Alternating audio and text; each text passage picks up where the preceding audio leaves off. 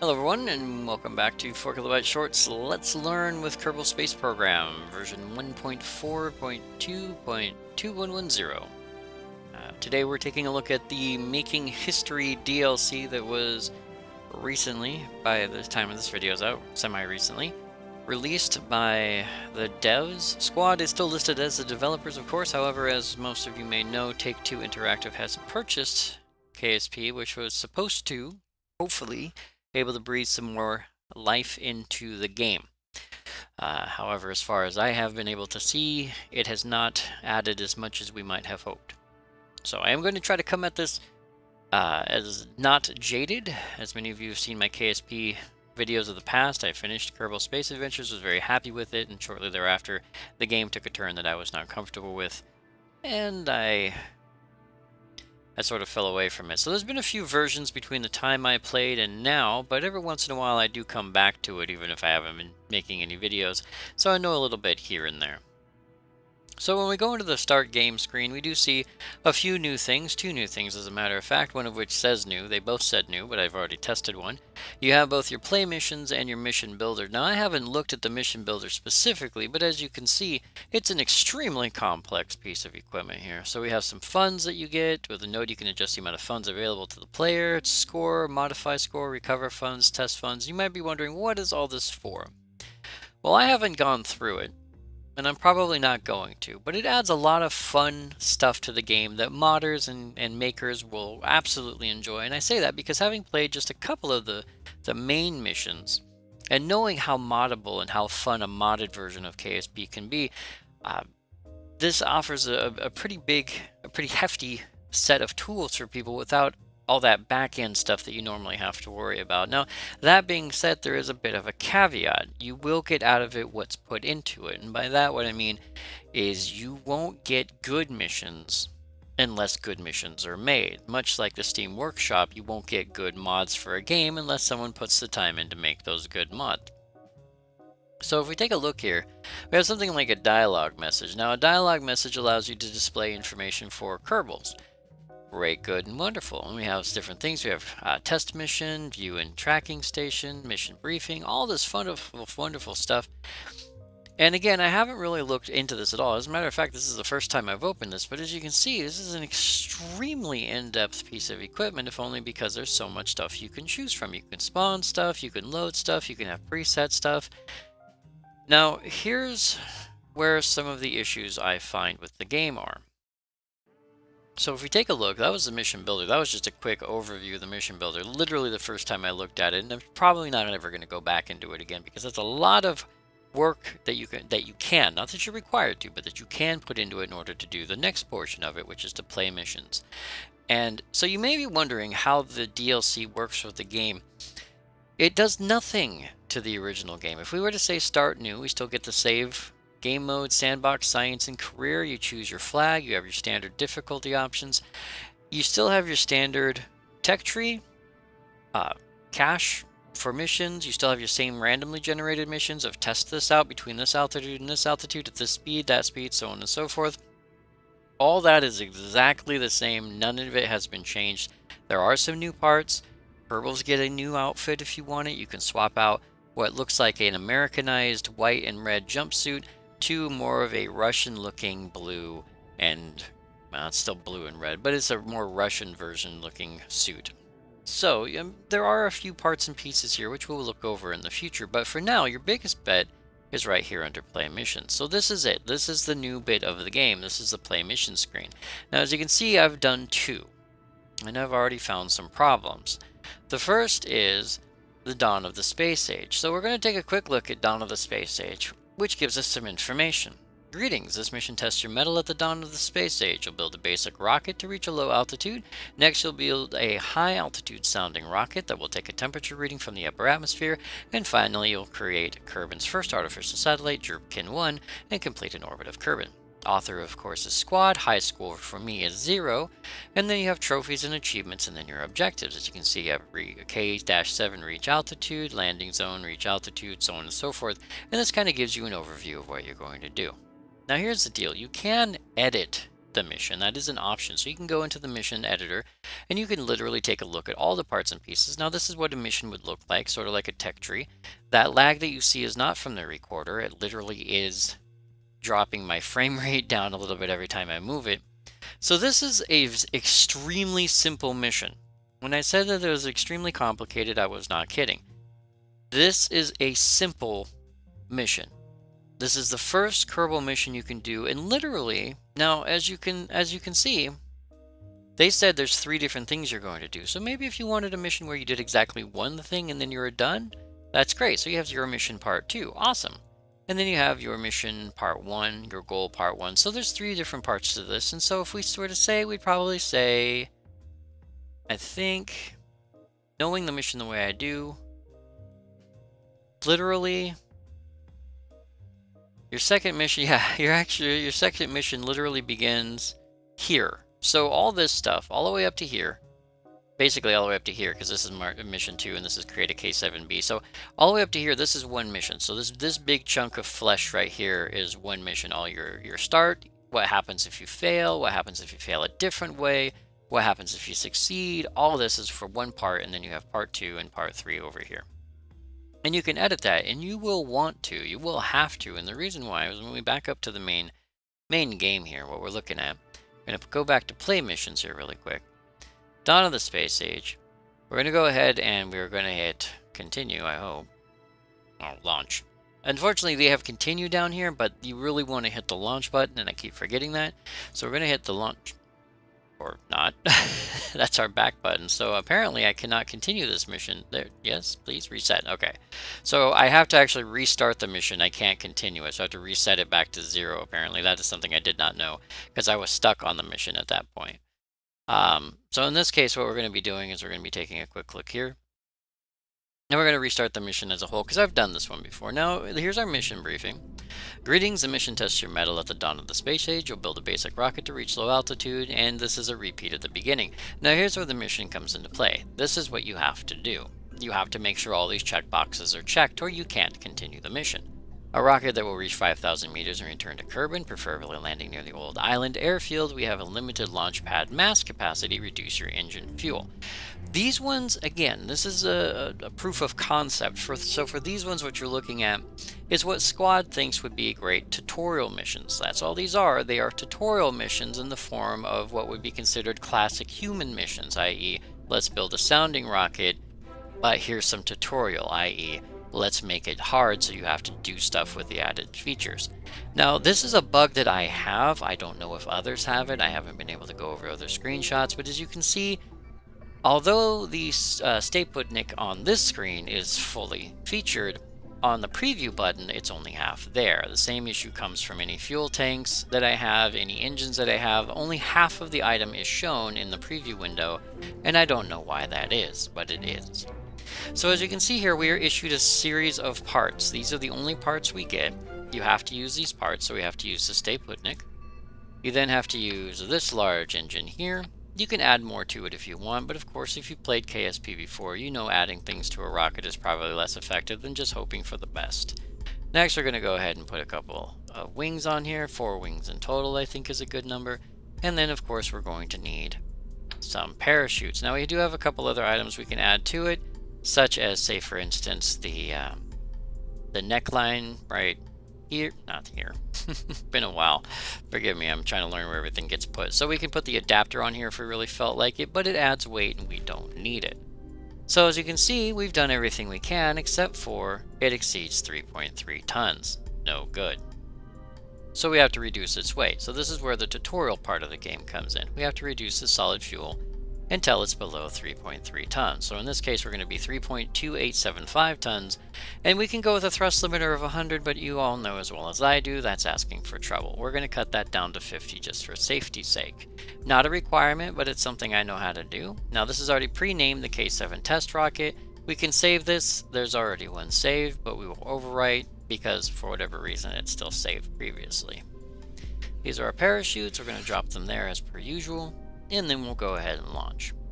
Now, I found a bug initially when I first launched this where I failed simply because the game has a problem. As we all know, when you first load up a mission in KSP, the rocket has a tendency to fall onto the launch pad. Well, the mission editor finds that to be a landing. It actually thinks you've landed your rocket. Because it believes you've landed your rocket, you can actually fail just by hitting continue too early. As you can see, this one didn't fail, thankfully.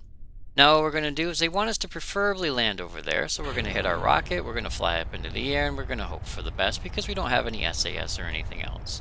Our first goal, of course, is to get to 5,000 meters. Reach 2,500 meters, altitude is less than 5,000, above sea level, operation greater than. So this is our little nuts thing here. So it works. I mean, of course it works. Look at your rocket flying. Keep it up. Head up to 5,000 meters. So we're going to hit 5,000. You made it. It's our first steps towards space.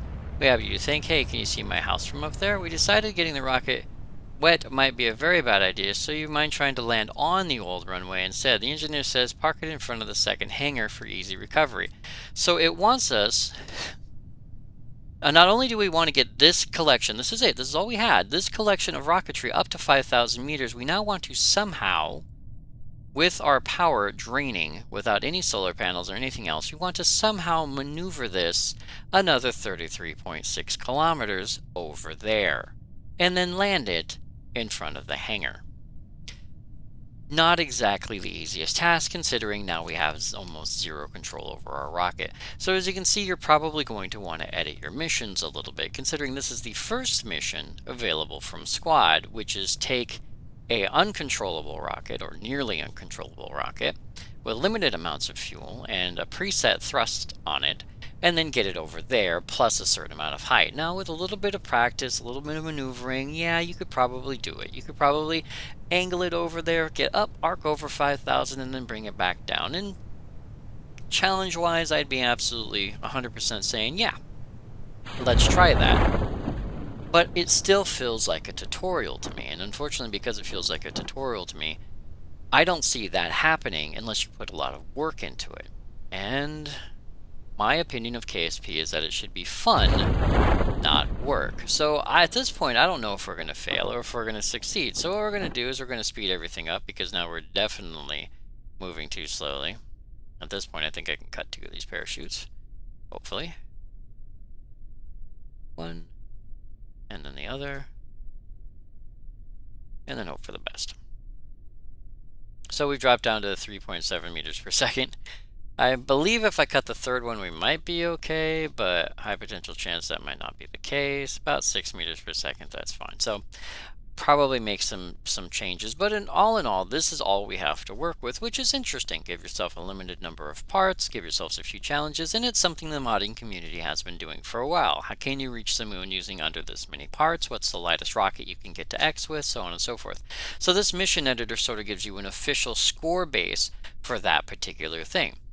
Here's a place you gotta be, here's the parts you can use to get there, let's see who gets the best score. Pretty dang awesome in that regard, but all it is are tools for modders. It's not adding much in the way of new content, it's not adding much in the way of new gameplay, and it's not adding anything that's cohesive. As a matter of fact, there was a mod a while back that I used, and I don't remember if I did any on stream. I think I did for a little bit, or not on stream, excuse me. I made videos of, and I think I did make a few a while back, where there was a mod where you had missions before they had missions, before they had the mission control center, and you could edit those mods, but you had to do it within a text editor. But you had missions that were very similar to classic space missions, where it's like fly to space, get a rocket this high, so on and so forth, and it had money and it had everything else. It basically had career mode, but it could be edited. And it was just a mod. Well, then they added career mode, and that mod was left by the wayside because it was no longer needed, even though it was, in my opinion, better than the career mode that we got. And now this is sort of like split off from that and added to the side as just selectable and playable one-shot missions, not any kind of reason to continue playing the game. Because now we've played this and we can move on to the next mission, or the next part of this mission, and they seem to go together, but at the same time there are still problems. Eureka! It works. It really works. With what we've learned, we can start building bigger and better rockets until we finally reach the stars. Your next assignment is to create a sounding rocket, one that can reach a much higher altitude. Good luck. You must now build Vesser K-7B high altitude sounding rocket to continue the mission. So I'm assuming we're going to go to the Space Center and do that. I had not received or gotten to this point in the mission previously, so I have absolutely no idea. Mostly because the first time I tried it, it failed, and the second time I exploded.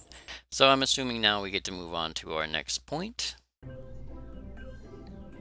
K7 high altitude sounding rocket, so here's our new rules. A rocket that flies to a minimum altitude of 48,000 meters takes the temperature reading and returns safely to Kerbin. So I'm not going to bother doing this because you can see how this progresses. You do the next step and the next step, and then you finish the mission and it gives you a score. So what we're going to do instead is we're going to back out, because I'd like to show you the second mission.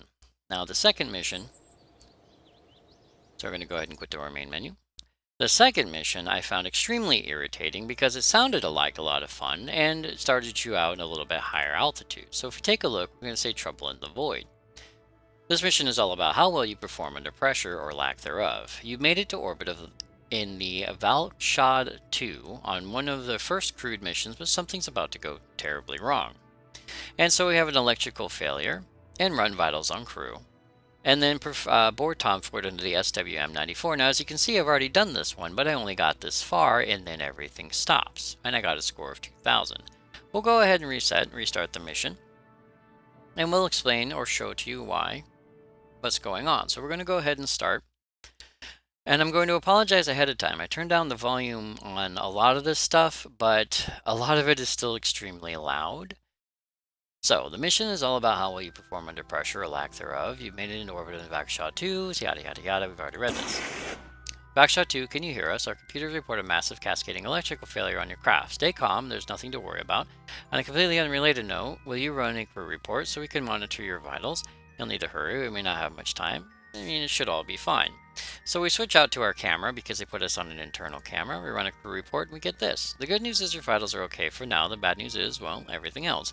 But don't worry, our engineers have a plan, sort of. There's a communication satellite nearby, the new SWM-94. It's designed to stay in orbit for a long time, so it has its own maintenance terminal.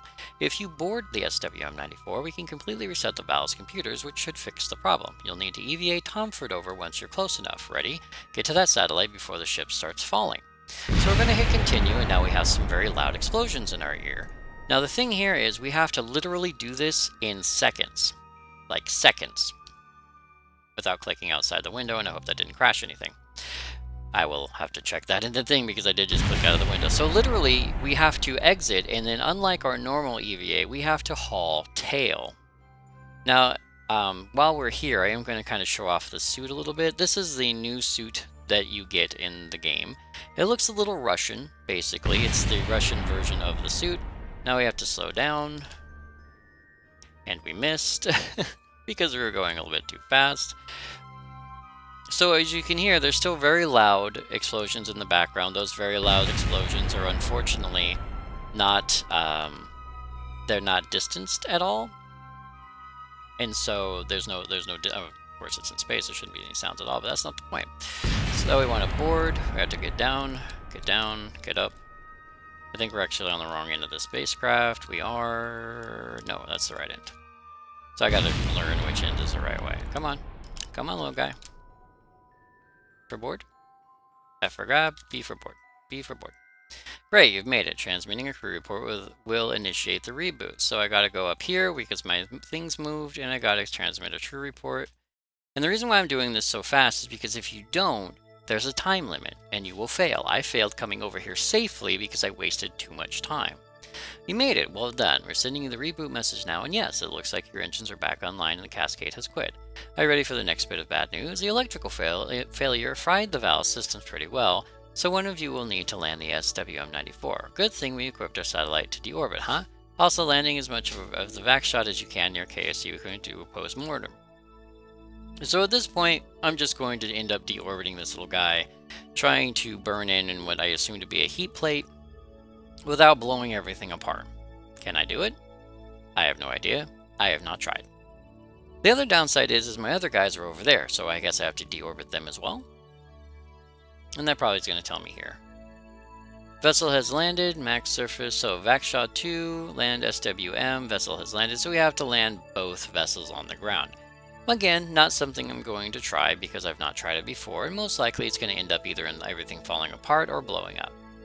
But as you can see, this bit here, which I had to remember which end we can get into, since we're here and doing our thing, and apparently we don't have a time limit, This is one of the new parts that we get. This little guy right here is our new pod. It's basically the same as the Russian Soyuz capsule. I only believe it's called the Soyuz capsule. Fairly certain that's the correct name for it. So if we take a quick look here, what we see is going to go lights on, so we have some lights as per usual. Then we'll say lights off. And then if we go inside, which of course we're going to have to do view.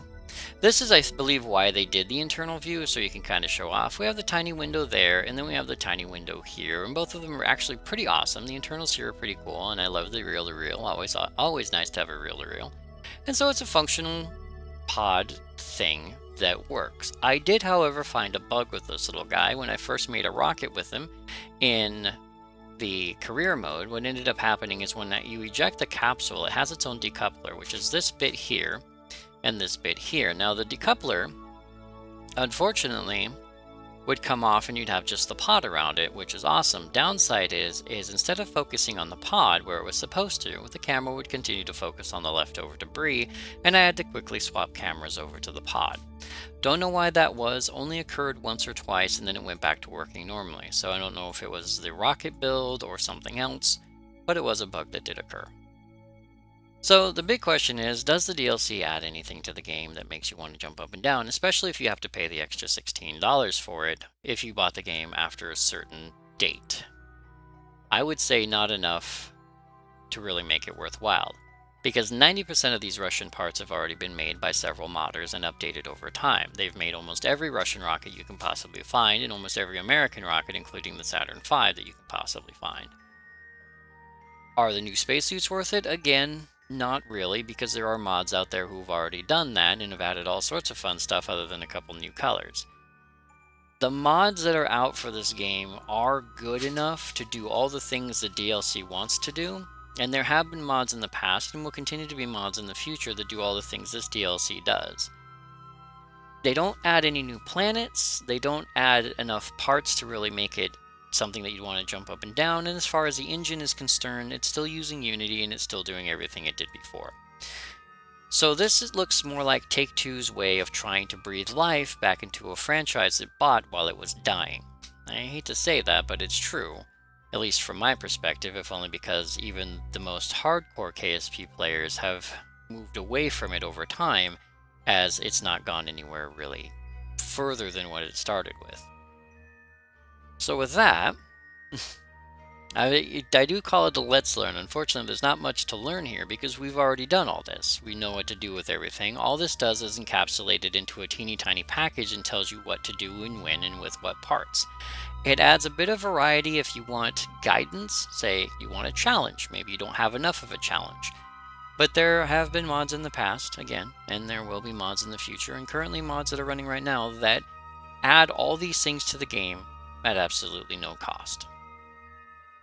So, I'm going to go ahead and say that's my opinion on the current DLC for Kerbal Space Program and the current version of the game. I'd say it's not currently worth it, unless you don't like installing mods. And with that, I'd like to thank you all very much for joining me on this Let's Learn of Kerbal Space Program, and I will hopefully see you guys next video.